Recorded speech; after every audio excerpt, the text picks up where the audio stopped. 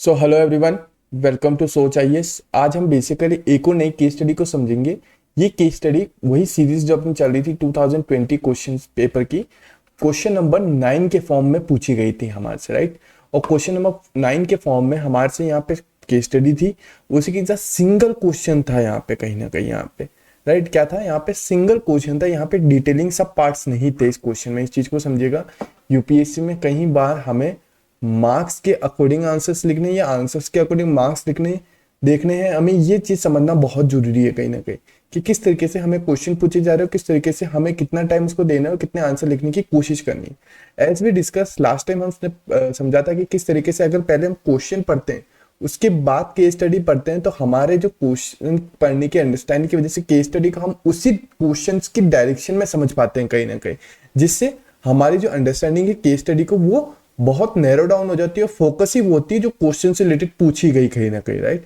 क्योंकि यूपीएससी में case study से रिलेटेड हमारे पास कहीं एक्स्ट्रा एलिमेंट इस तरीके से भी डाले जाते हैं, एक्स्ट्रा स्टेक होल्डर्स इस तरीके से भी डाले जाते हैं जो हमें कंफ्यूज करें कि इनका क्वेश्चन के अकॉर्डिंग क्या रोल हो सकता है या नहीं हो सकता कहीं ना कहीं। ओके, यहाँ पे अगर आपको स्पीड स्लो लग रही है तो you can go for 1.5x और 2x की स्पीड से आप इसको सुन सकते हैं, ताकि अपन इस केस स्टडी को जल्द से जल्द खत्म कर पाए और मेजर प्रॉब्लम के साथ इस क्वेश्चन की अंडरस्टैंडिंग को समझते हुए आंसर्स को लिखने की कैसे कोशिश कर सकते हैं वो भी समझ पाए कहीं ना कहीं। Rampura remote district inhabited bye a tribal population is marked by extreme backwardness and abject poverty. यहाँ पे एक रामपुरा एक गांव है, district inhabited tribal population, basically tribal population यहाँ पे रह रही है और एक्सट्रीम लेवल पे यहाँ पे क्या है, बैकवर्डनेस एंड पॉवर्टी से रिलेटेड चीजें डेवलप बताई जा रही है। Agriculture is the main stay, sorry यहाँ पे हम पहले क्वेश्चन पढ़ लेते हैं। You are appointed as the district collector of Rampura, right. आपको डिस्ट्रिक्ट कलेक्टर ऑफ रामपुरा के तौर पे अपॉइंट किया गया है। Identify the ethical issues involve, पहले तो एथिकल इश्यूज बताने हैं वहां पे किस तरीके से डेवलप हुए।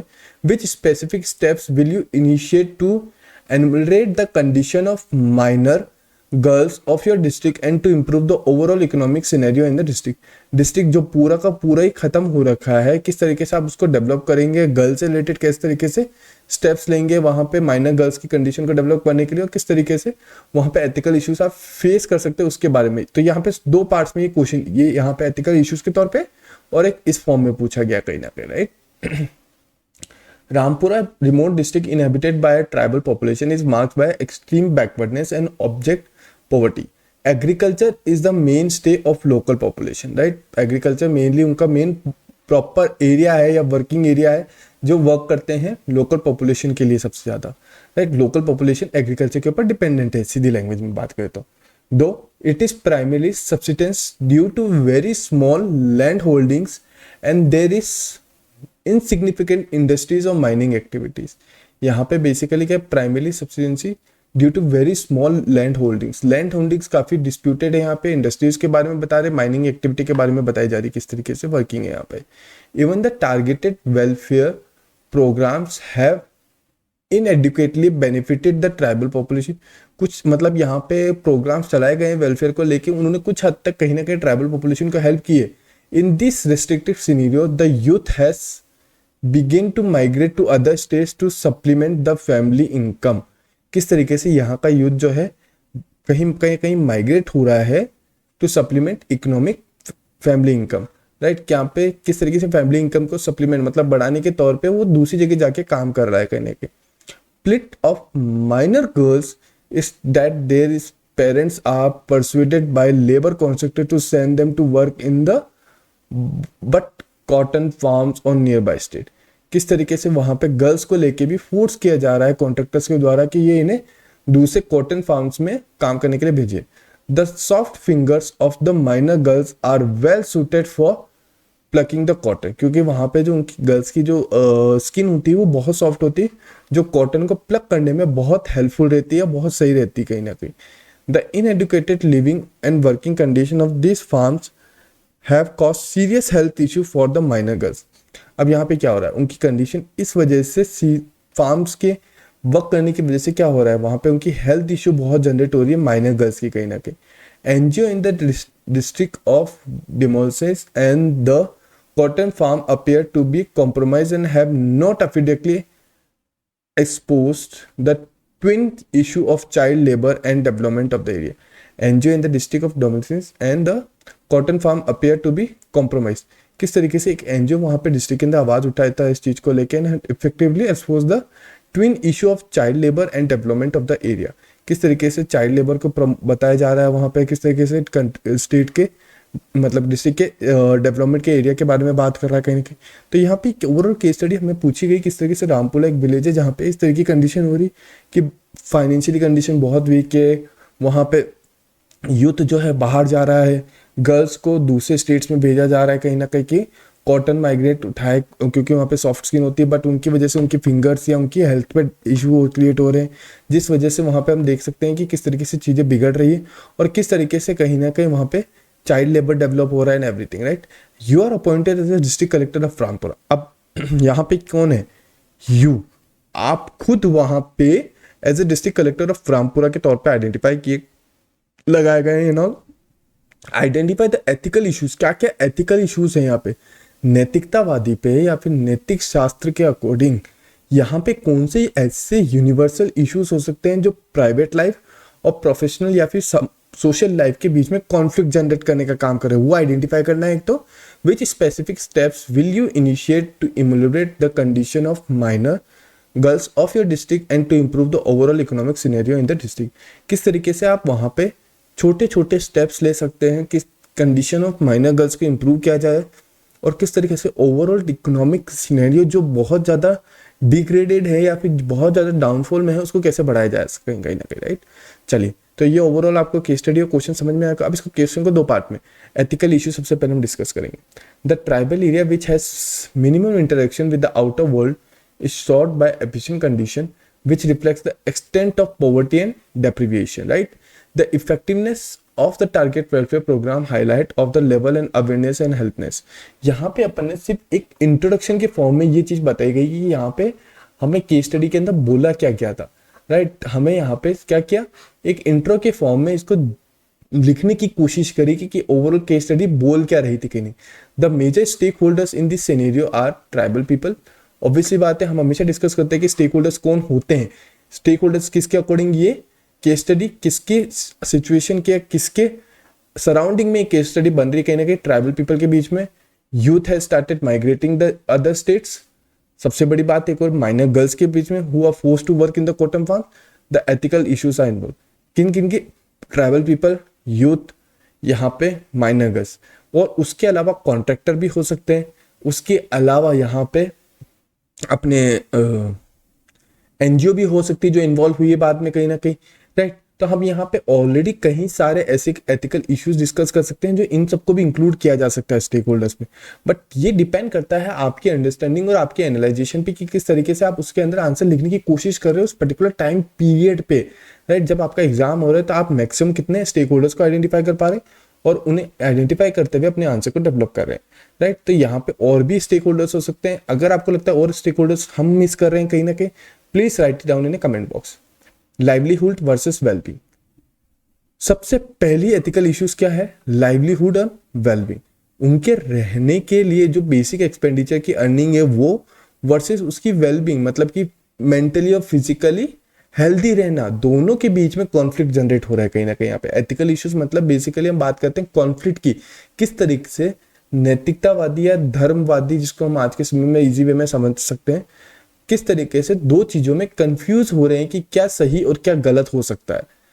The emerged livelihood opportunities have forced the local population to send their minor children to the Bitcoin farm. Obviously बात है यहाँ पे लाइवलीहुड की अपॉर्चुनिटीज को क्रिएट करने के चक्कर, मतलब उनकी बेसिक अर्निंग हो ताकि वो बेसिक नीड्स को फुलफिल कर सके, तो उसके लिए उनकी अर्निंग बहुत जरूरी कहीं ना कहीं. और उसी के अगेंस्ट में उनकी सबसे बड़ी प्रॉब्लम क्या आ रही है? सबसे बड़ी प्रॉब्लम आ रही है उनकी हेल्थ को लेके. राइट, ये दो चीजें हैं सबसे बड़ी चीजें डेवलप हो रही है. डिस्ट्रेस माइग्रेशन, यहाँ पे आप स्टेटमेंट्स में और भी कंटेंट लिख सकते हैं, बट ये आपके ऊपर डिपेंड करता है आप किस तरीके से इसको एक्सप्लेन करना चाहते हैं. Right, distress migration, migration of youth in search of better working opportunities living their families behind and absent condition. Basically यहाँ पे डिस्ट्रेस माइग्रेशन हो गया कि मतलब ना चाहते हुए भी यूथ को वहां से छोड़ना पड़ रहा है. लाइक यहाँ पे कंडीशन क्या है? एथिकल कंडीशन ये है कि पर्सनल लाइफ वो चाहते ही नहीं कि अपने गांव को छोड़ना या अपनी फैमिली को छोड़ना एक्स वाई जेड, फिर भी नहीं चाहते हुए भी उनको माइग्रेट होना पड़ रहा है, बिकॉज किसको, यूथ को, because of the condition and working opportunities. कहीं ना कहीं ये एथिकल इश्यूज हुआ। चाइल्ड लेबर सबसे बड़ा इशू है कहीं ना कहीं। Tribal people who are compelled to send their minor girls to the BT cotton farm as they small land holdings are not earning well. सबसे बड़ा दिक्कत है चाइल्ड लेबर। चाइल्ड लेबर आज के समय में कॉन्स्टिट्यूशनली काफ़ी चीज़ें हैं, गलत है या कुछ भी है, कैसे भी बोला जा सकता है, बट ये कहीं ना कहीं चाइल्ड लेबर हमेशा बच्चों के राइट्स, बच्चे के जो नॉर्मल फंडामेंटल अधिकार होते हैं उनको छीन के उनके ऊपर एडिशनल वो चार्जेस या फिर वो वर्किंग डाल देना जो वो करना नहीं चाहते या फिर जो करने के लिए वो अभी रेडी नहीं है कहीं ना कहीं, राइट। या फिर उनकी हैप्पीनेस हम इस तरीके से छीन रहे हैं यहाँ पे, राइट। यहाँ पे चाइल्ड लेबर हम बेसिकली यहाँ पे जरूर काउंट कर रहे हैं केस स्टडी में। प्रैक्टिकल इस केस स्टडी से थोड़ा हम बाहर जाके समझते हैं किस तरीके से आज के समय में हम चाइल्ड लेबर यहाँ पे डिस्कस कर रहे हैं। लेकिन चाइल्ड लेबर सिर्फ ट्राइबल्स में नहीं हो रही, चाइल्ड लेबर्स बड़ी बड़ी में होते हैं। जैसे फॉर एग्जाम्पल हम फिल्म देखते हैं, वहां पे भी बच्चे काम कर रहे हैं, कहीं ना कहीं एक्टिंग कर रहे हैं, कुछ भी कर रहे हैं, काम कर रहे हैं। जब काम कर रहे हैं तो वहां पे चाइल्ड लेबर काउंट क्यों नहीं होती? वहां पे एथिकल इश्यूज किस तरीके से डेवलप नहीं हो रहे? आप कुछ सोच के देखिएगा, क्या ये सही है या गलत है, right. Wellbeing of minors, minors के जो वेलबींग है, मतलब उनको किस तरीके से रहन सहन होना चाहिए, हेल्थ को लेके एंड एवरीथिंग, वो कंप्रोमाइज हो रही है। Labour force labour which is leading to the deterioration of health of minor girls, this affects their education as well. Obviously बात है, अगर वो वर्किंग पे जा रही है तो उनके एजुकेशन के ऊपर हार्म हो रहा है कहीं ना कहीं, राइट। तो ये चीजें डेवलप हो रही है, करप्शन हो रहा है। ऑब्वियसली बात है, the NGOs are compromised and have proved ineffective in highlighting the split of tribal. NGOs को लेके कैसे कॉम्प्रोमाइजेशन हो रही है, किस तरीके से करप्शन शो होने का काम कर रहा है यहाँ पे, राइट। किस तरीके से एनजीओ यहाँ पे दोनों तरफा से अभी वर्क कर सकती है कहीं ना कहीं अच्छी तरीके से, वो इसको राइट्स को आगे से आगे बढ़ाए, और कैसे इसकी जो नजरअंदाज करते हुए चीजों को दबा दे ताकि वो कलेक्टर के सामने ना आए या फिर गवर्नमेंट के सामने ना आए बात, राइट। यहाँ पे ये होपफुली एथिकल इश्यूज के अंदर आप समझ पा रहे होंगे कि और भी एथिकल इश्यूज हो सकते हैं। किस तरीके से हमने स्टेक होल्डर्स के ऊपर डिपेंड करता है कि हम कौन से एथिकल इश्यूज इन्वॉल्व कर रहे हैं या कौन से नहीं कर रहे हैं कहीं ना कहीं, राइट। नेक्स्ट क्वेश्चन अपना क्या था, विच specific steps will you initiate to ameliorate the condition of minor girls of your district and to improve the overall economic scenario? आप कौन से ऐसे स्टेप लेंगे ताकि आप माइनर गर्ल्स की जो कंडीशंस हैं उसको सही कर सके अपने डिस्ट्रिक्ट में और ओवरऑल इकोनॉमिक सिनेरियो को भी बढ़ा सकें? आपको दोनों तरफा यहाँ पे बात करनी है, किस तरीके से माइनर गर्ल्स का ध्यान रखना है और ओवरऑल इकोनॉमिक लोगों को इकोनॉमिकली बेनिफिशियल हो या फिर कैसे उनकी अर्निंग बढ़े, उस अकॉर्डिंग भी ध्यान दें। There are plethora of government schemes and programs which, when implemented effectively, will ensure the upliftment of tribal population. Following steps are needed to improve and minor girls and economic scenario. दो point है यहाँ पे सबसे mainly. अब यहाँ पे main चीज का ध्यान रखिएगा, आपको बेसिक से स्कीम्स गवर्नमेंट की याद होनी चाहिए वहां पे लिखने के लिए कि आप इसको किस तरीके से इम्प्लीमेंट कर पाए एज ए कलेक्टर के तौर पे। अगर आपको स्कीम्स याद नहीं है तो यहाँ पे अपन हाइपोथेटिकली कुछ भी कंडीशन या कुछ भी चीजें डाल देंगे तो वो जो आंसर है वो ज्यादा रिलायबल नहीं रहेगा कहीं ना कहीं, राइट। हमें आंसर को यहाँ पे रिलायबल भी रखना है, ये चीज का ध्यान रखिएगा। Article 24 of the constitution prohibits the employment of children below 14। Action shall be initiated against the labour contract under the child labour amendment. Obviously बात है, प्रोविजन एंड रेगुलेशन एक्ट 2016। यहाँ पे बेसिकली किस तरीके से आर्टिकल 24 के तहत हम बेसिकली 14 साल से कम बच्चों को वर्किंग के लिए कभी प्रमोट नहीं कर सकते। ये गलत है, माइनर है कहीं ना कहीं, राइट। अब आप इस चीज को तो बता रहे हैं, माइनर गर्ल्स यहाँ पे सिर्फ बता रहे हैं कि किस तरीके से हम माइनर गर्ल्स की प्रोटेक्ट कर सकते हैं, उनकी वेलबींग को प्रोटेक्ट करने का काम से, लेकिन आपको इकोनॉमिक सिनेरियो दोनों का ध्यान रखना है कहीं ना कहीं, right. Minor girls shall be encourage to attend school as it there under article 20A। It shall be ensure that they receive the benefits of integrated child development services scheme. Mid day meal Eklavya residential school can be promoted to provide tribal children a better education. Okay, यहाँ पे किस तरीके से हमें समझना है कि यहाँ पे आप एकलव्य जो रेजिडेंशियल स्कूल होते हैं छोटे छोटे एंड एवरीथिंग, उनको प्रमोट करने के लिए इंटीग्रेटेड चाइल्ड डेवलपमेंट सर्विसेज चलाएं। किस तरीके से उनको बेनिफिट जो ये सर्विसेज चल रही है, integrated child development, mid day meal या फिर एकलव्य स्कूल, ओपन स्कूल जिसे हम बोलते हैं, वो स्कूल्स डायरेक्टली माइनर गर्ल्स को दिए जाए, वो सर्विसेज वो स्कीम्स उन तक पहुंचाई जाए ताकि वो ज़्यादा से ज़्यादा स्कूल अटेंड करे, एजुकेशन पा सके कहीं ना कहीं। आपको यहाँ पे कुछ नहीं करना है, गवर्नमेंट की जो ऑलरेडी स्कीम्स चल रही है उसी को बता रहे हैं कि किस तरीके से हम इसको माइनर गर्ल्स तक पहुंचा सकते हैं। To enhance their earning steps shall be taken to market their local products under the guidance of TRIFID. It will fetch them better livelihood opportunities. Their product can be listed on the website like Tribes India, marketplace like Hunar Hut for sale.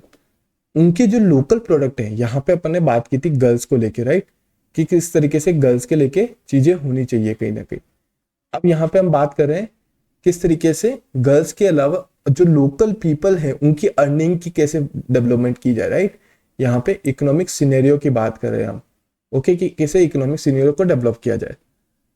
उनके local products जो हैं उनको आगे से आगे website livelihood के लिए promote किए जाए ताकि वो ज़्यादा से ज़्यादा अपने लोकल प्रोडक्ट को सेल करके अर्निंग बढ़ा सके।